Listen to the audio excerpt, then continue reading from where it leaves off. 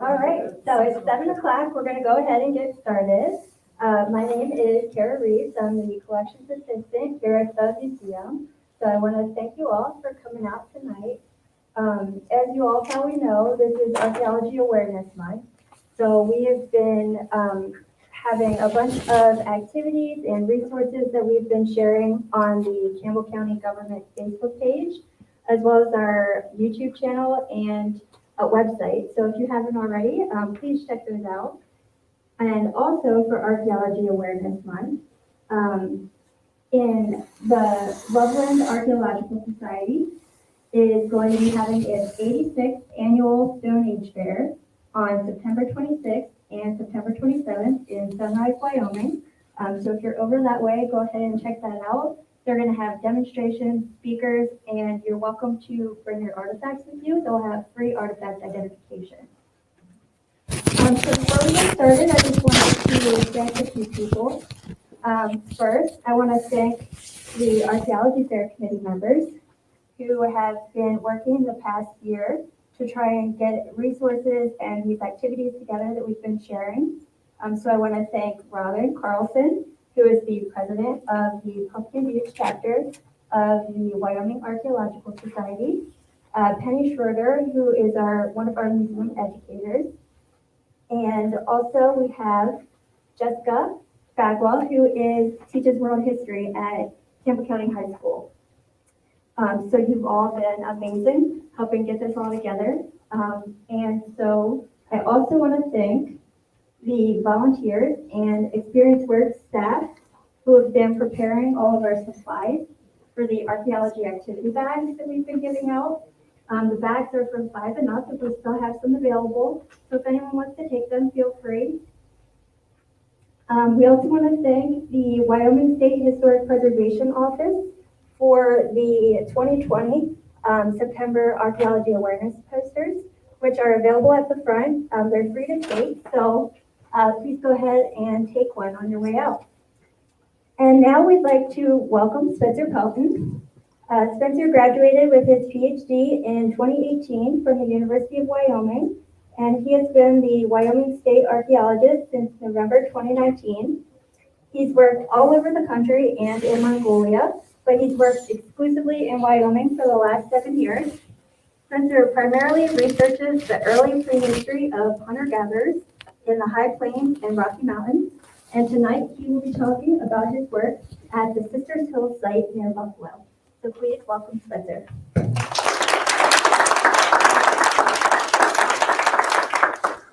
Thanks, Kara, and thanks everybody for coming out to a talk. It's the first time I've spoke to a room full of people that wasn't over the internet in a while. It's kind of nice. Tonight, I'm talking about a site that me and some colleagues have been working on since 2017 called the Sisters Hill Paleo-Indian site. It's just south of Buffalo by about 15 minutes down a county road.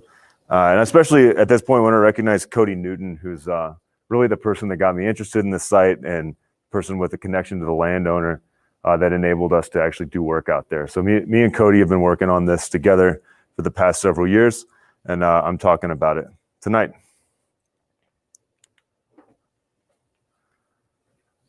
The Sisters Hill site is one of a very few number of what we call stratified Paleo-Indian sites in Wyoming.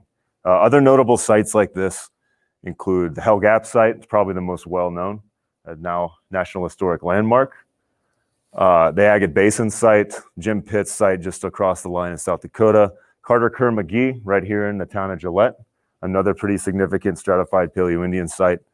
And then of course Medicine Lodge Creek just across the Bighorns, and then we could kind of rope in the Lindenmeyer Folsom site into that too, even though it's also just across the border into Colorado. But these are pretty much it for the High Plains and Rocky Mountains, at least in this region. It's a really small number of sites that date to over 10,000 years old and have multiple Paleo-Indian occupations stacked on top of each other in the same place. Sisters Hill site, little known Paleo-Indian site, but one of these as well. Just recently having been added to this small list of sites like that. So what's so special about these things? And I think the first thing is just they're rare.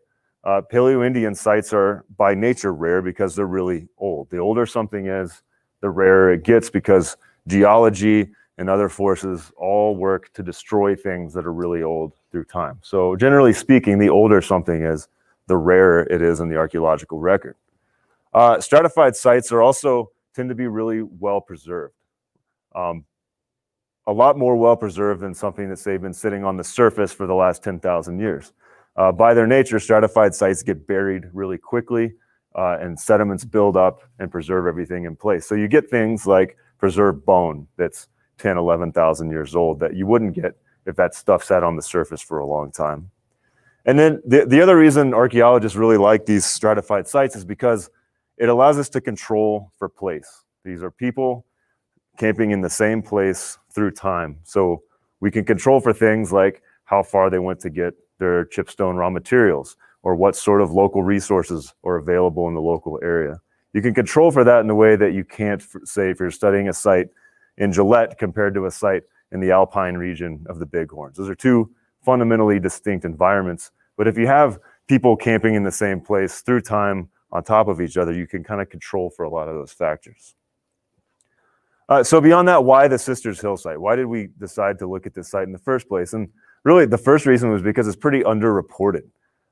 Most of these really significant stratified Paleo-Indian sites have produced books, or at least monographs or peer-reviewed publications. The Sisters Hill site hasn't had any of that. And so we really saw a big void in archaeological knowledge about this site.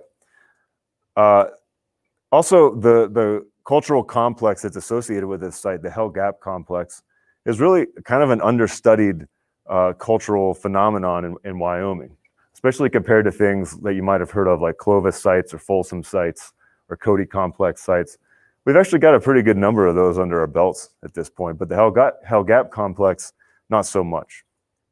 And also, we just discovered in 2017 that this site was actually a stratified Paleo-Indian site. Up to that point, it was thought to be just a single campsite occupation by Hell Gap folks about 11,000 years ago. But once we went back, we discovered some additional archaeology there that really increased the significance of the site and led us to want to look at the site in a little more in-depth detail than we had intended at first.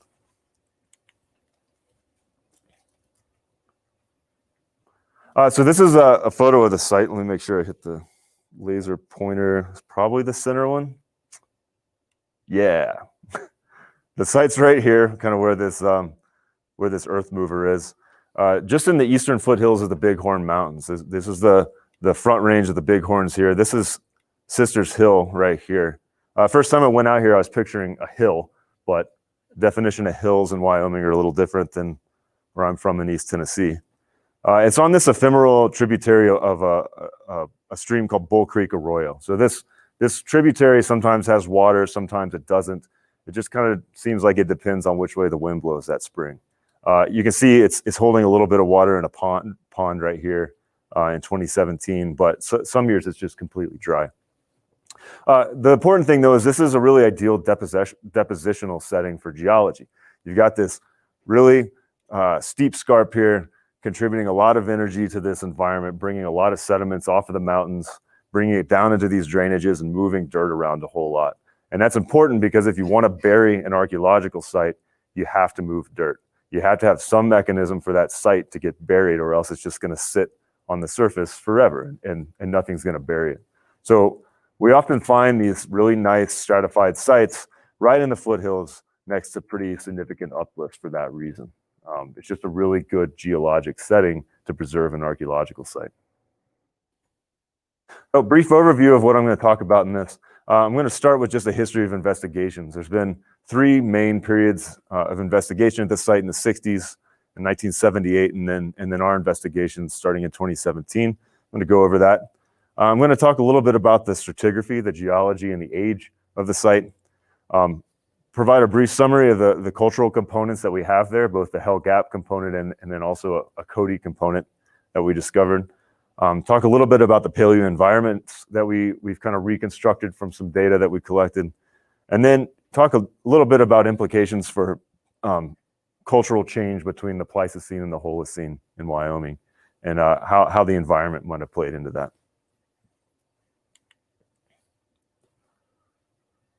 So this site was discovered in 1960 by a couple guys from Buffalo named Vance Lucas and Eugene Galloway. I think Galloway was some sort of soil scientist. He was a professional scientist, and Vance Lucas was somebody interested in archaeology.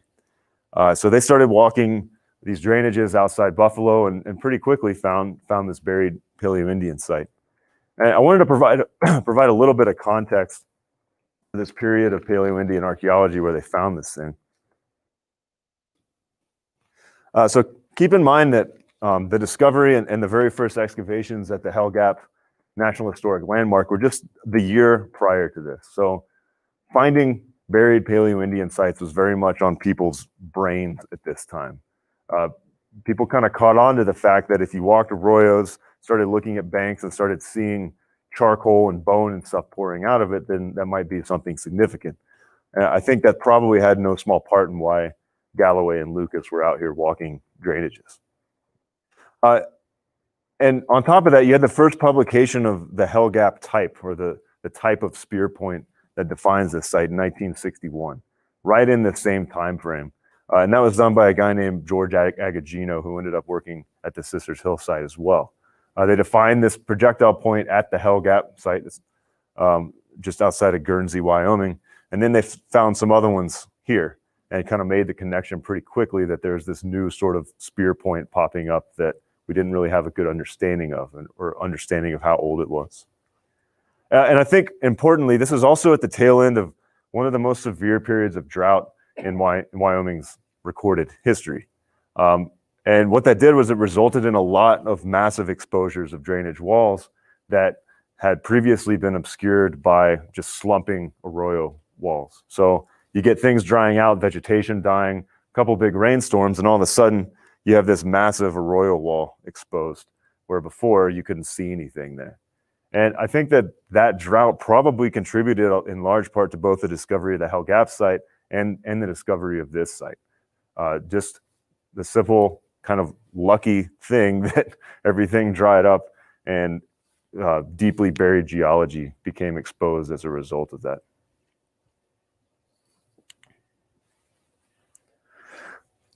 So they started excavations here in 1960, and that was done under the direction of George Agagino, who at the time was teaching at the University of Wyoming, and Vance Haynes, who was then a student at the University of Arizona.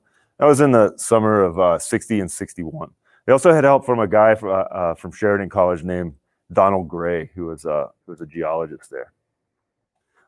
Haynes especially would go on to define the field of geoarchaeology or geological archaeology. He's a huge figure in that field, really came up with the entire concept of it. And he ended up being one of the most well-respected archaeologists in North America, still to this day. He's in his mid or early 90s now. And one thing I really think is cool about this site, and that I didn't realize until pretty recently, was the Hell Gap site and Sisters Hill are Vance Haynes' two first geological investigations, period. He was a grad student at the time. He was just starting to think about these ideas about how geology could be combined with archaeology into this new sort of subdiscipline called geoarchaeology. And those trips to Wyoming from Arizona in 1960, 61 were really his first geoarchaeological work. And I think his very first published geological profile is from the Sisters Hill site, as far as I can tell. And so this is a couple photos of the site back in 60, 61. I think that's Vance Haynes right there, working on some artifacts. And then this really cool photo with an old car on it of the site. We happened upon these in the archives at the university by luck, and really happy to find them.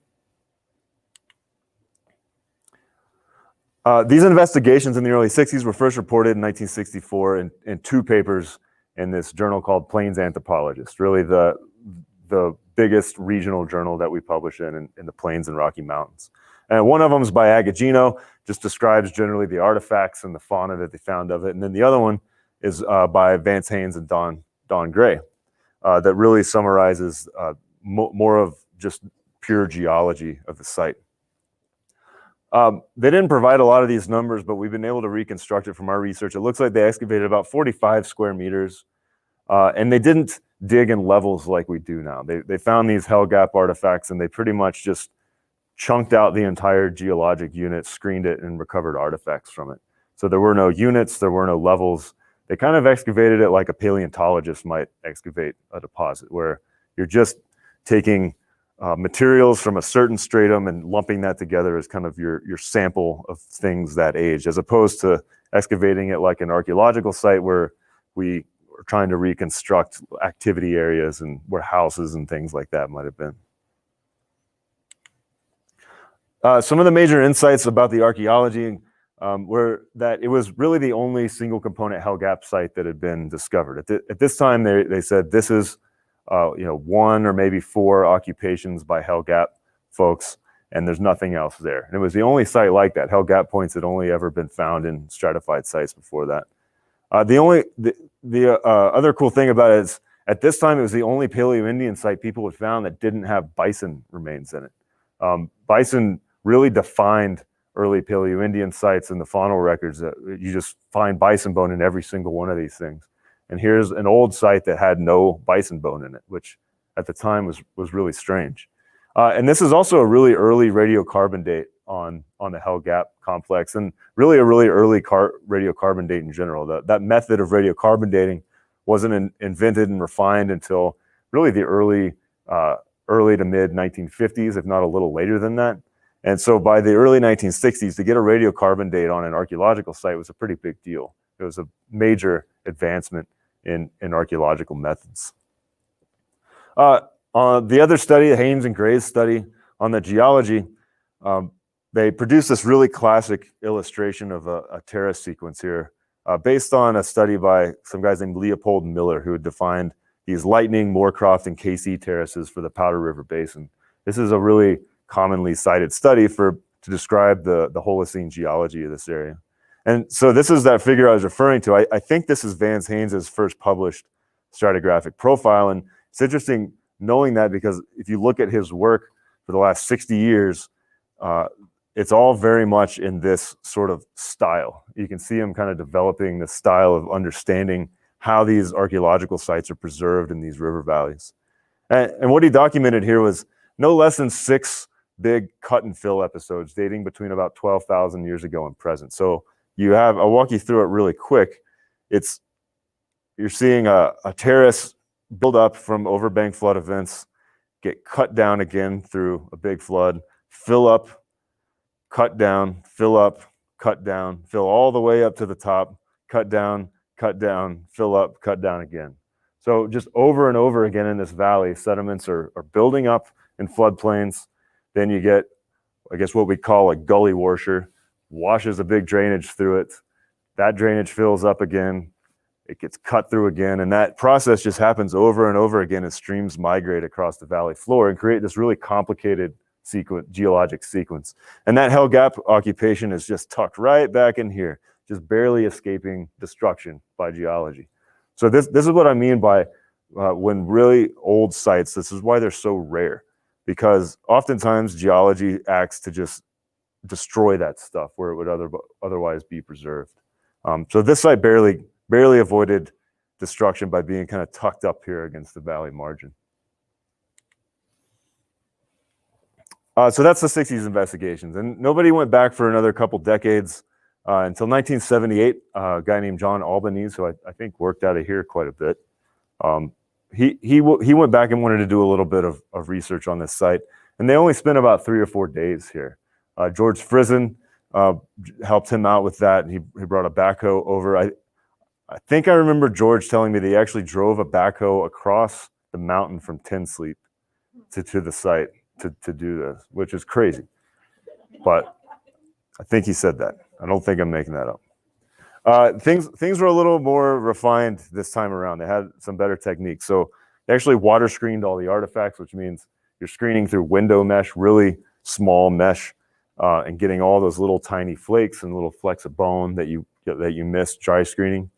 They excavated about 4 test units. 3 of them contained artifacts, and they mentioned 2 dark levels in the catalogs, which we don't exactly know what that means. Unfortunately, there's no provenience for any of this stuff. They didn't actually map all this stuff out, so we don't know exactly where they dug, but judging from photos, like this photo here, we were able to reconstruct roughly where we think they dug in 1978.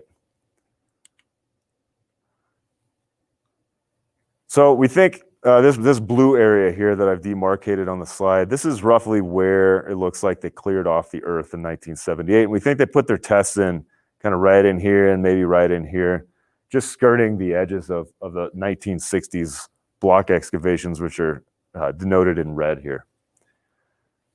There's pretty limited investigation, really, 3 or 4 days, but they did find quite a few artifacts. They added 100 flakes, a dozen pieces of bone, 8 more tools. And then somebody from Buffalo came out to visit the site. They'd been working on there a couple days, and they found another projectile point in the drainage in front of it. And everybody, George said, everybody was kicking themselves for stepping over it for 3 days, and then somebody comes out and picks it up. But we actually have that point now. At some point, he convinced that person to donate it. So since 1964, when that initial study was published, there's been very little devoted to this site. There's one paper strictly about the soils by a guy named Richard Ryder. He published it in 1983. It's really just talking about the geology, no culture in there at all. John Albanese has a single paragraph devoted to the stuff in 1978 and a chapter published in 2000. And then this site's mentioned in a single sentence in what's considered the Bible of High Plains archaeology, the Big Orange Bible, Hunters and Gatherers of the High Plains and Rockies. One sentence on this site in that book. So in general, the published literature on this site is really sparse compared to other sites of its significance, which made us want to go back. So in 2017, that's what we did. We had 2 goals going back in 2017, 2 pretty simple goals. One, we wanted to find the artifacts from the 60s and do some more analysis on them. There's really simple things that we note all the time in these analyses that they just didn't mention in the 60s reports. They didn't mention what kind of raw materials were there. They didn't provide metric attributes of the tools or the points. So we wanted to find that stuff again and do some more work on it. And then our second big goal was do some limited field investigations to contextualize some of these artifacts, get a little better drawings of stuff, collect some more carbon for radiocarbon dating, that kind of thing. So for the first goal, we started a search for these artifacts. We didn't know where they were. We obviously started out at the University of Wyoming, where a lot of stuff is curated. Nothing there except the 1978 stuff. Then we started thinking, well, maybe George Agagino took them with him when he went to Eastern New Mexico State University in Portales. So we contacted them. Nothing there. Then we realized he went to Baylor University at some point in his career. Like, maybe they're there. No, not there. So eventually it turned up right under our noses at the State Museum in Cheyenne. Before the university started taking in artifacts, the State Museum took in stuff and they were there. And so we brought these drawings who people have been looking at since 1964. We were able to bring those to life a little better and get some raw material IDs on them, get some measurements on them, and it was great. So major insights from that was really just we got raw material, we got metrics.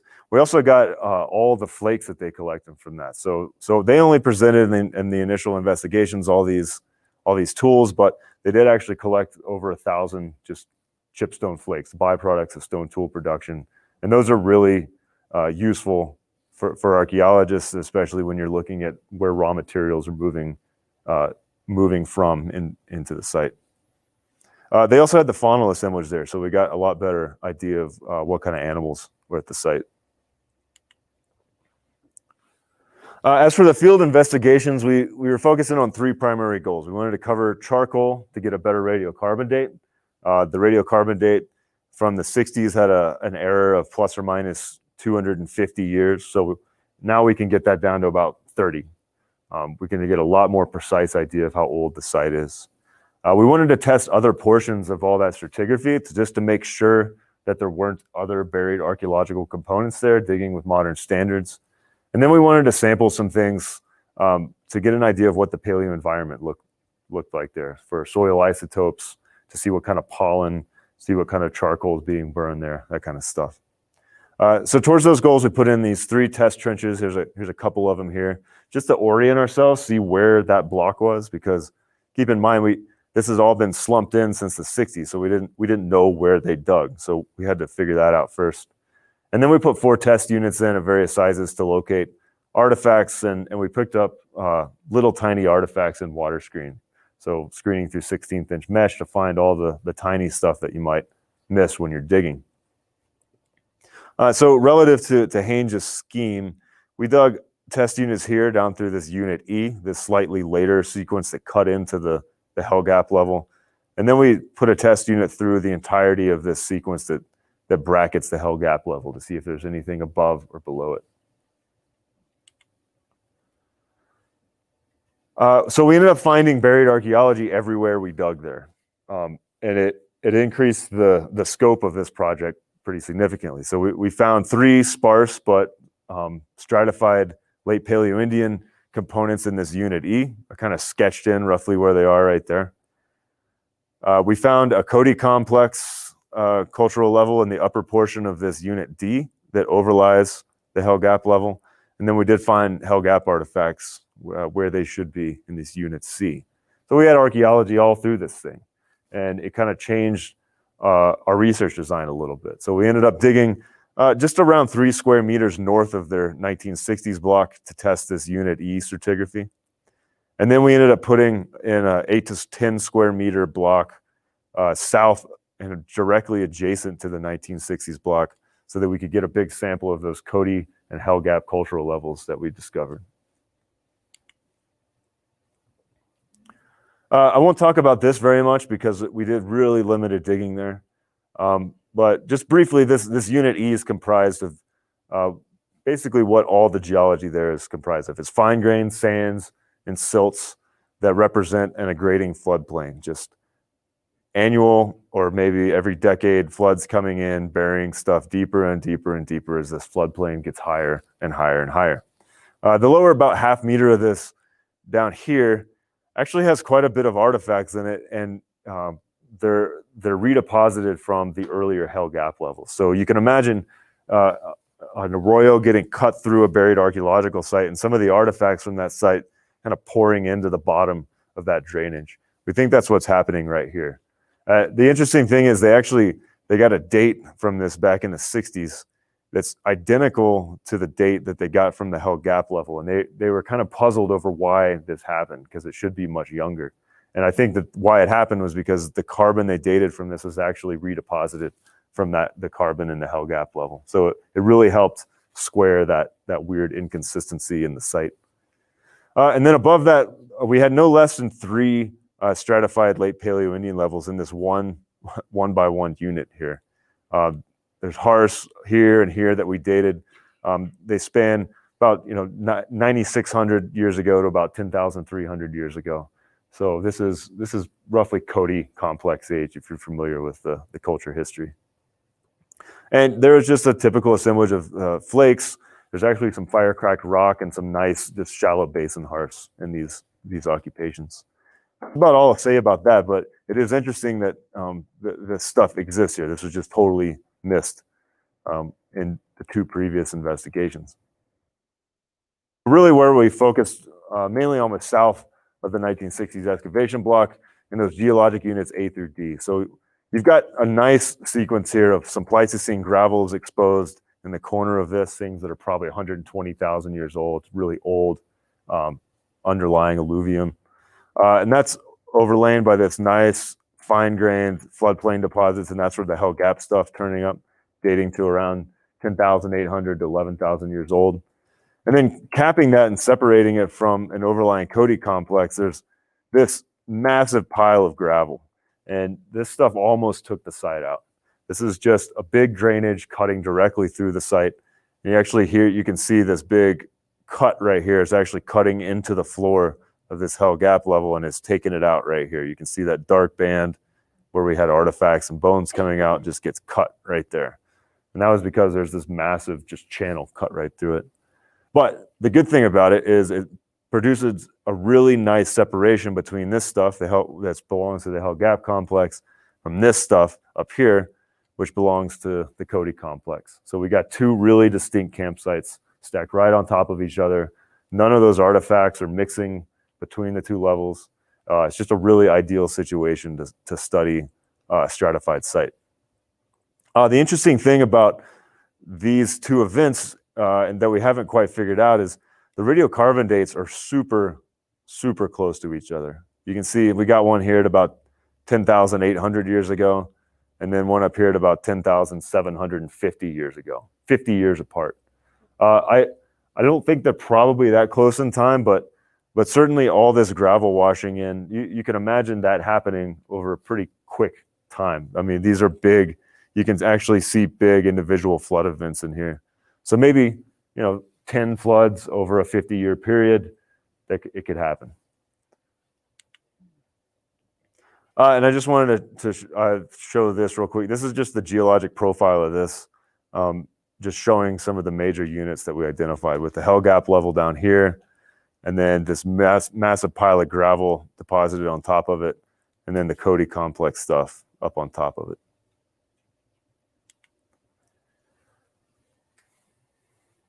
So we were able to reconstruct a pretty good idea of the site formation sequence from this stuff.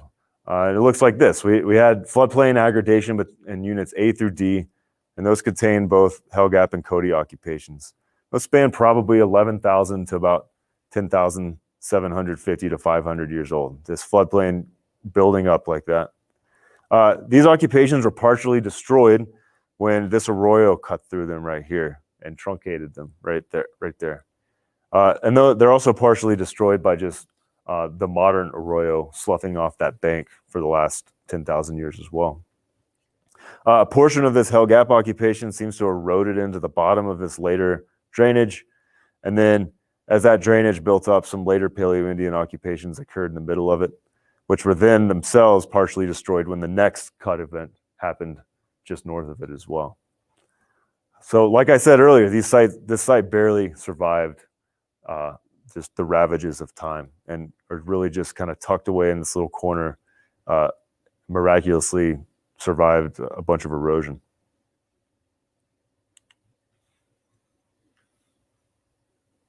So I'd like to go into a little more detail about just what these cultural occupations actually look like. Wait till this loads completely. These are pretty big images. So this Hell Gap occupation, this is gives you a sense of what it looks like when we excavate this kind of thing. It's a really nice, well-defined cultural occupation, which actually doesn't happen a whole lot. This is kind of the exception, not the rule. You can see that it's been truncated a little bit on its eastern half right here. You can actually see this gravel channel where it cut right through the occupation floor right there. Just a really nice, clean cut. And then on the west side and the north side, we've got truncation by some arroyo cutting and some previous excavations. So right behind Cody here, he's actually sitting in what would have been the block from 1960. So we got part of it gone there, and then on the other side, we got other erosion happening. We detected evidence for at least 2 Hell Gap occupations in this component. Right? So at least 2 camping events. We got one exposed in the floor here. You can see a piece of bone, a hearth popping out, and a flake tool. There's actually more artifacts higher up here associated with this dark band here, though it wasn't as well defined. It contains a large number of small flakes, but we didn't see any features or stone tools in that. So it's just not quite clear what it represents. But the lowest occupation, as you can see, is this extremely dense carbon-rich geologic stratum with at least 2 hearths that we identified, and a general staining of charcoal everywhere. You can imagine if you camp somewhere for a few days, you build some fires, winds come along, blow the charcoal, water comes over it, disperses that, and just kind of smears charcoal everywhere. And that's what we were looking at this site. This is what the map ended up looking like. Not enormously impressive, I'll admit, but a couple hearths that we noted. We found a pretty nice portion of a biface made out of porcelainite, so stuff from the Powder River Basin, and then just really diffuse scatter of bone and flakes throughout it. No real patterning to it, just kind of something here, something there. well, that's what it ended up looking like in plain view.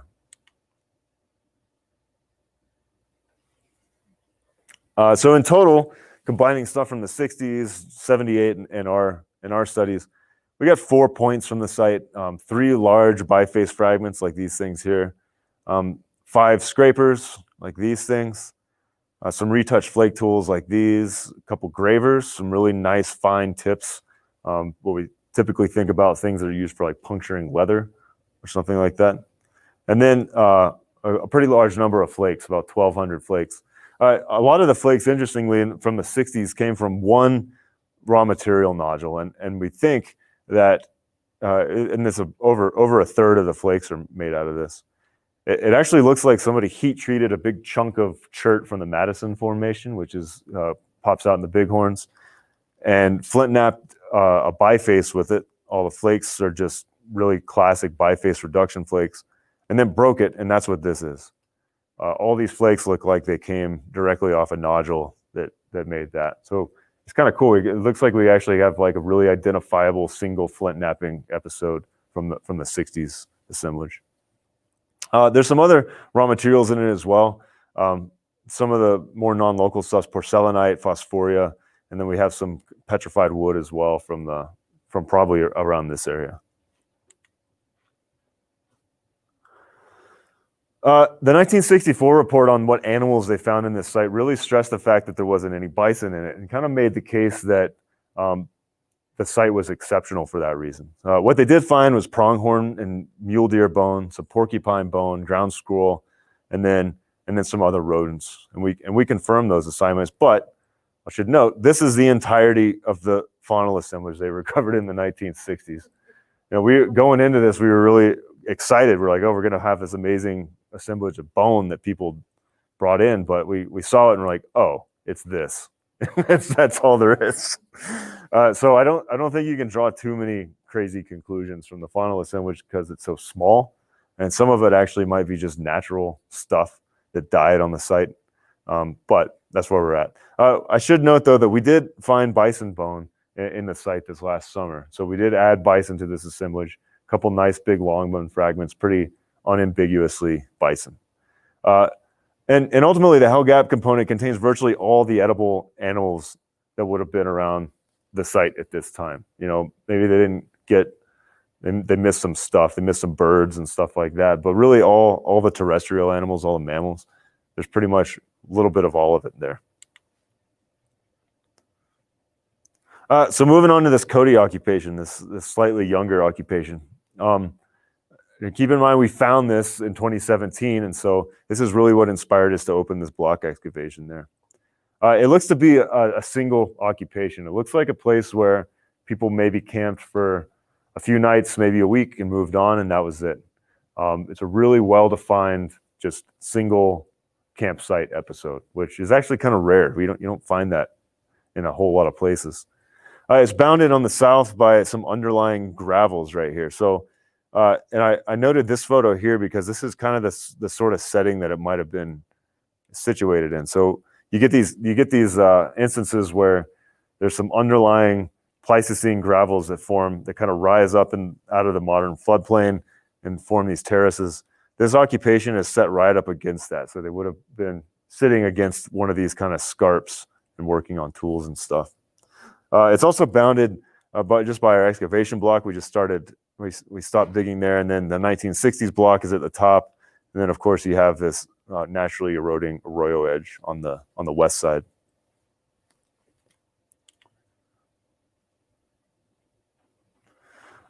This occupation, we do think it is one that is pretty vertically dispersed as a result of burrowing by insects and rodents and that kind of thing. So you can see this is a back plot of the artifacts on that occupation surface. Just kind of, if you're looking at the site from the side, this is where the artifacts are plotted. So you got this hearth and artifacts, and they've kind of just moved up and down from that surface since they were deposited, because it's what happens when bugs and rodents and stuff get in there and they start burrowing through it and moving stuff around. It just kind of disperses it a little bit. And unlike that Hell Gap level where the artifacts were just kind of randomly dispersed on the ground, there's some pretty strong spatial patterning in the Cody component. You got this nice hearth right in the southern end of it, and this kind of arc of flakes and bones around it that kind of grows more sparse the further you get away from it. So it does look like a couple people sitting around a hearth working on stone tools, using tools. Pretty nice little discrete behavioral episode that it might have only lasted a few days. So we didn't find these here, but I put them in here for comparison. This is what we found in the Cody component. We found one projectile point base, and that was really what clued us into this site. That projectile point base is very much in like classic Cody complex sort of thing. So these 3 points here from the Horner site, it's the type site for the Cody complex. It's where this entire culture was defined. The site just right outside Cody, Wyoming. And this point base matches really well with the sorts of things you find there. Stuff you might call Alberta Cody points is what they call them there. A lot of people call them Scotts Bluff points. It's kind of just depends on who you are. And then we found this is a midsection of a projectile point, and it fits really nicely on something like that. Just a really thin, nicely made midsection of a point made out of porcelainite. We also found 3 end scrapers, a little tiny graver, this nice retouched flake tool, and then just a ton of very small retouch flakes. We had 2,400 at the last we counted like 2 years ago. We probably have like 5,000 or more now. But just really tiny stuff we're pulling out of the water screen, stuff that's indicative of just resharpening really nice tools. Things that you want to hold on to for a long time, and that when it dulls out, you just don't throw it away. You spend some time resharpening it. That's the sort of flakes that we found in this assemblage. And this raw material is by far dominated by porcelainite. And this is the stuff that crops out around here, around Gillette, and then also up into Montana and a little further south. There's actually some outcrops pretty close to Buffalo as well. We did get some fauna out of it. The only definitive species we got was bison, but we have some other small fragments of bone that might be other stuff, but really definitively only bison.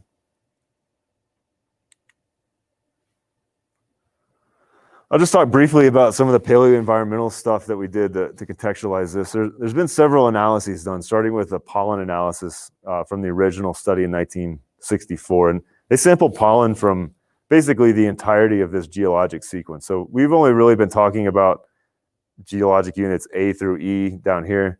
And Haynes sampled from much later stuff, so F and G, and then on up to modern stuff. What he found was there's persistent presence of pine and sagebrush throughout the sequence. Not too surprising anywhere in Wyoming. Both of these species have pollen that travels extremely far distances. So pine pollen especially has kind of these little balloons on it, and it just gets picked up and carried for miles and miles and miles. And I'm sure you've seen at some point these big plumes of yellow pine pollen floating across the landscape. And for that reason, no matter where you take a pollen sample from Wyoming, it's going to be filled with pine pollen. It just gets around. And to some extent, it's the same way with sagebrush as well. So not really surprising that we have that all throughout the sequence there. Some interesting changes that happen in Haynes's pollen analysis are that things like dandelions and sunflowers, flowering plants,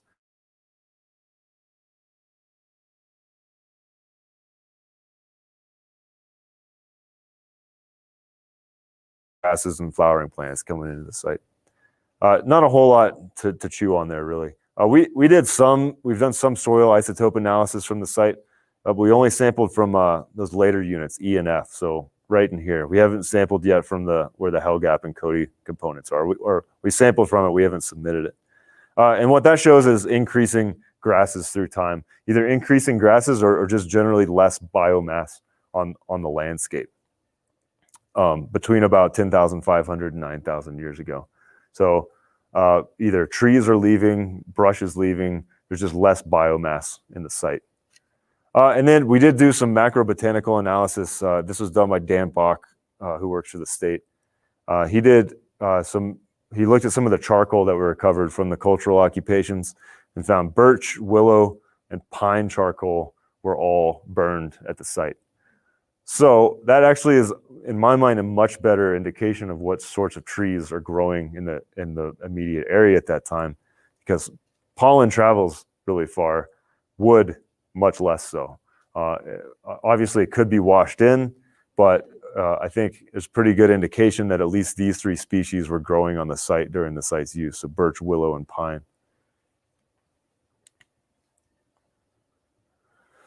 So in total, the paleo environment looks something like this. And this is really, it's not very well worked out yet. We need to do some more stuff. But in general, it looks like there's an increase in grasses through time at the site. It has this non-modern tree assemblage where we have pine and birch and willow probably growing right at the site that just doesn't exist today. I mean, the Sisters Hill site today is a pretty barren, just grassy landscape. And then we have some indication that there's an environment present at Sisters Hill during the Paleo-Indian period that's really not present anywhere near there today, but maybe way up in the foothills of the Bighorns, where you get pine trees interfacing with some willows and some birches in the same place. So I am trying to think of what this analog environment might look like today and kind of contextualize it. I thought about this place I visited earlier this summer down by Savory, Wyoming, or the Baggs area, a tributary of the Little Snake River called Savory Creek. And Savory Creek has this really amazing trout-filled meandering stream, and it's this really nice green meadows next to it. And it's a situation where you get pine trees coming off the hills and interfacing with some riparian species like willow and birch and being present in the same site. So I'm kind of starting to think about Sisters Hill site as looking something like this during the Pleistocene, where now it's just a pretty wide open prairie. So I want to talk briefly about some of the major differences between the Hell Gap and Cody occupations. The environment, it looks like this wooded environment that was there might have been waning between these occupations just a little bit. And then eventually that recession of this wooded environments up into the higher elevations of the Bighorns probably led to discontinued use of the site later in the Holocene, where people just stopped camping there. There really isn't any evidence of anything later than about 9,000-year-old sites there at this point. The lithic raw materials have some pretty stark differences between the Hell Gap and Cody occupations. It looks like some indication that people were moving a lot further and faster across the landscape in the Cody occupation than the Hell Gap occupation. The Hell Gap occupation, that oldest occupation, is full of raw materials that you can collect right on the site in cobble beds or just right up in the foothills of the Bighorns from the Madison Formation. And a little bit of porcelainite, but not much at all. So the Hell Gap occupation is very much kind of a local signature within about maybe 10 to 15 miles at the site.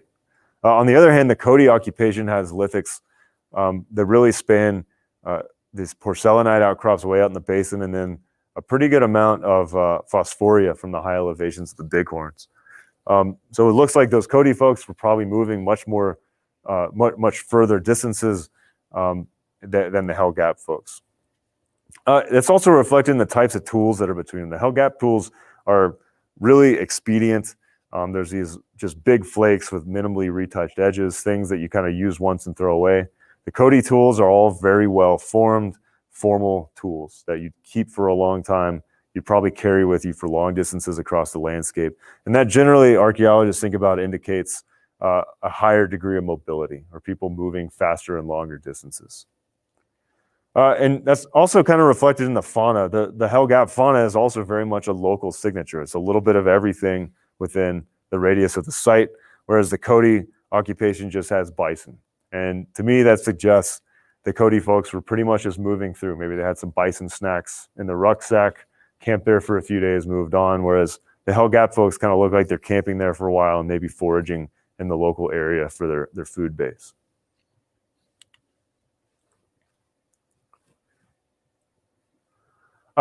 Few conclusions.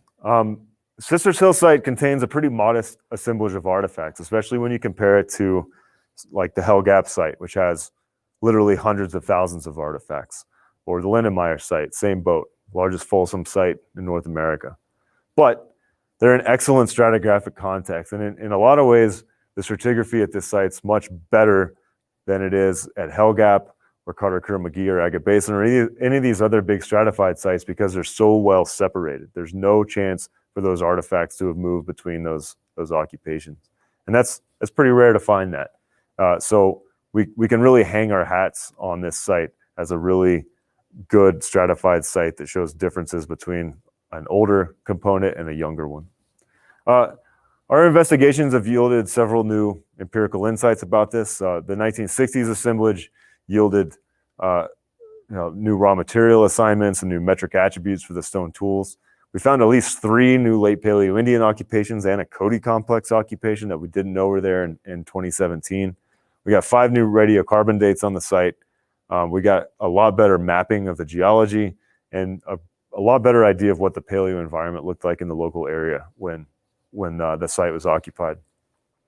When we compare these 2 major components, the Hell Gap and Cody components, we find the Hell Gap component is mainly comprised of raw material comprised in the very local area in the foothills of the Bighorns and slightly up in the mountains, whereas the Cody component has raw materials from much further sources, way out in the basin, way up in the mountains of the Bighorns.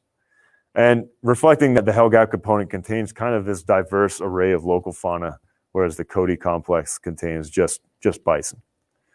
Our fieldwork for now is done at this site. We don't intend to go back there anymore. I think it's good to kind of call it a day before you get too bored with something. And also you want to leave something for other archaeologists who will come back in 60 years and say, we were super dumb. I don't know why they dug it like this, and correct everything we said about it. So it's still sitting there. We're done with it, but we will go through the process of writing it up, publishing it, and doing more talks like this about it so that folks can learn about it.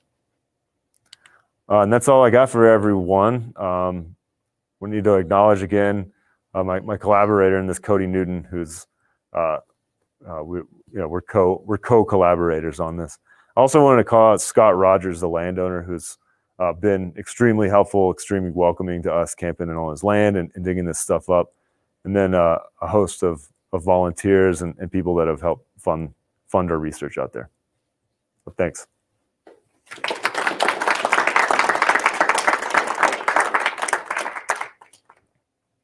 I'm happy to take questions if you have them. Yep. I have a dumb question that I don't know anything about it, but I just wanted your definition. You said you got a lot of plates. What are plates?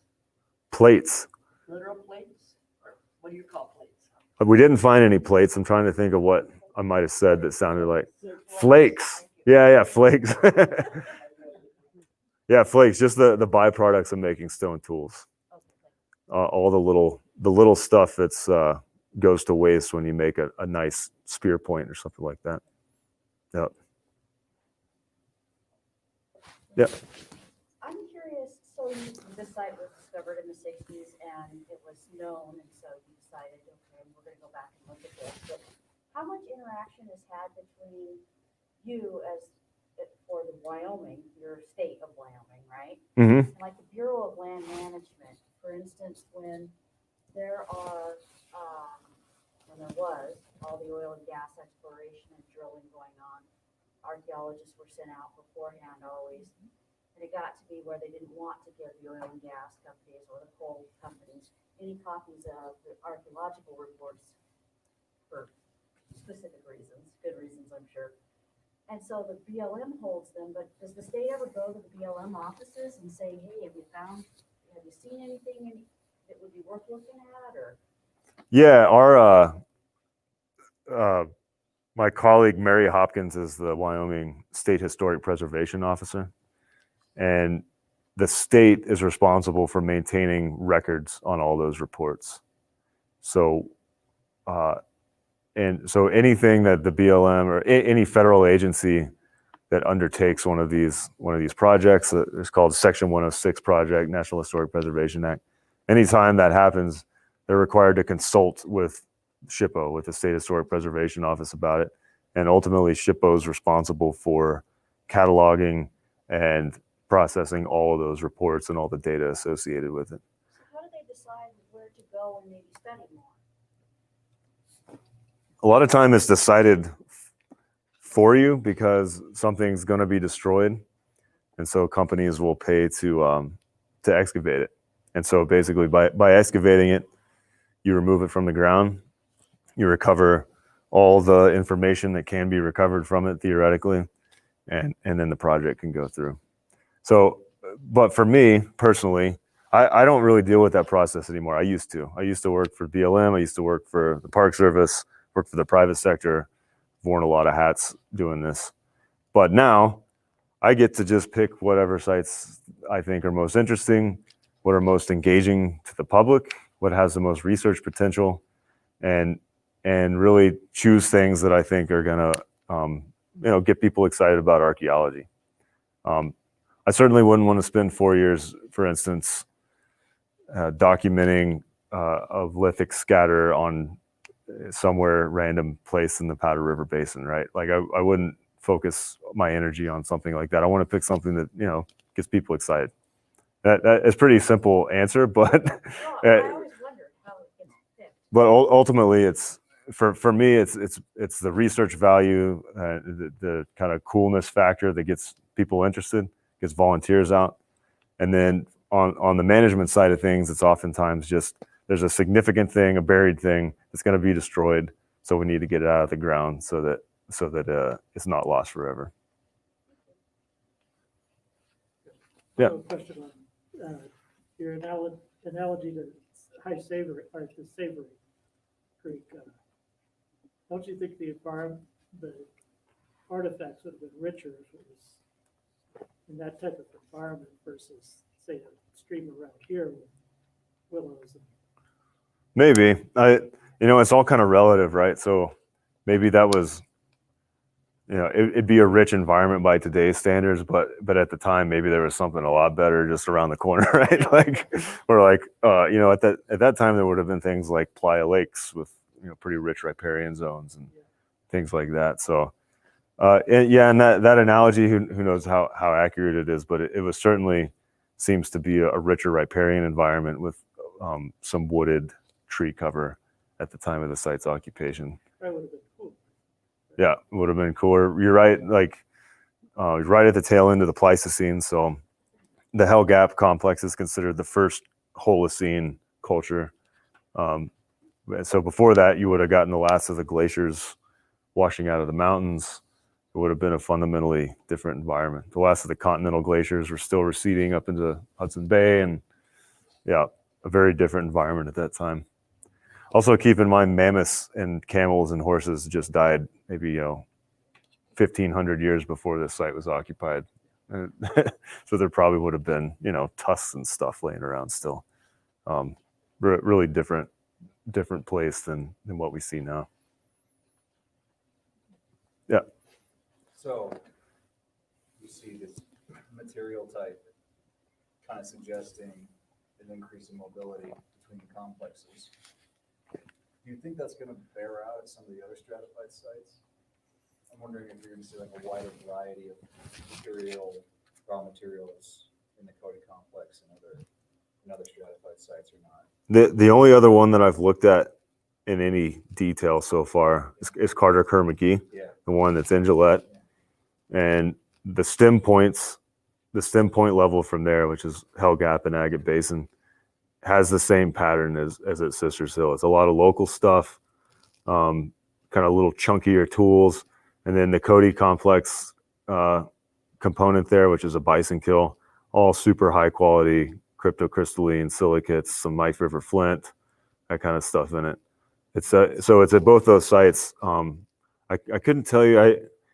At Hell Gap, everything is just hard-filled chert, so there's not a whole lot of variation there. But it seems to bear out at those two sites and to some extent.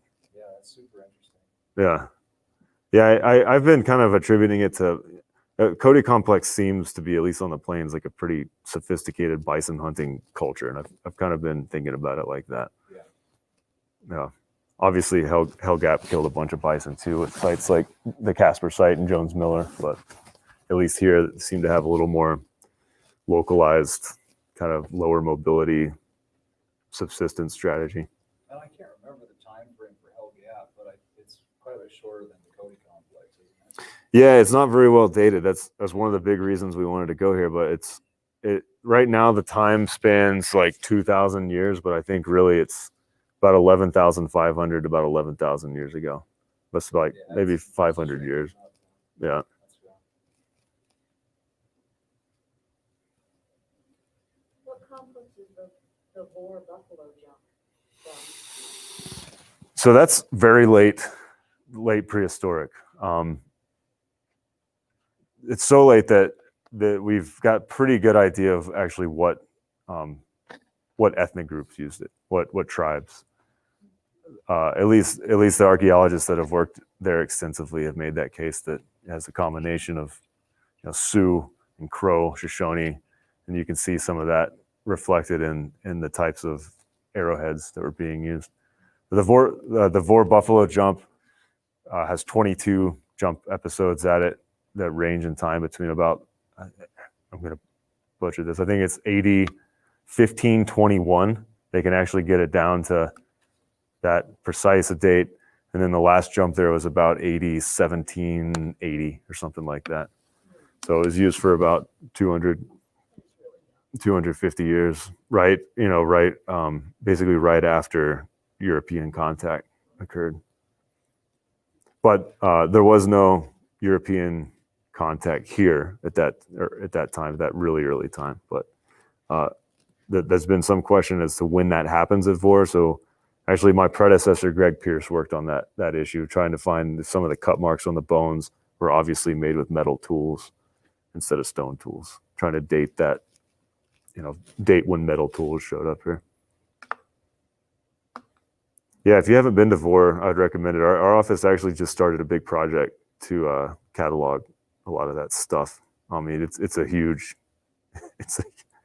pile of bison bone. It's going to take like 3 years. But yeah, You say that you get to pick your projects now. I guess I missed who pays you or who funds you for a project that you choose.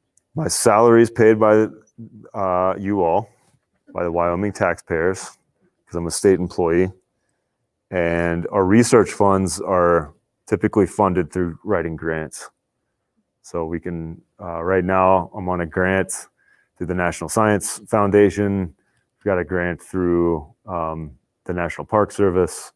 A lot of times, if we just need some small analysis done, like getting a radiocarbon date or something like that, we'll just write a $500 small grant to a local archaeological society or the university or something like that. So a lot of it's grant funded. Yeah. Are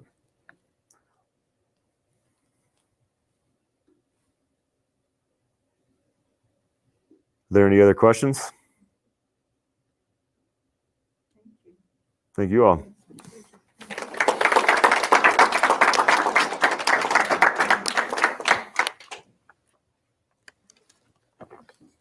All right, well, thank you, Spencer, for joining us.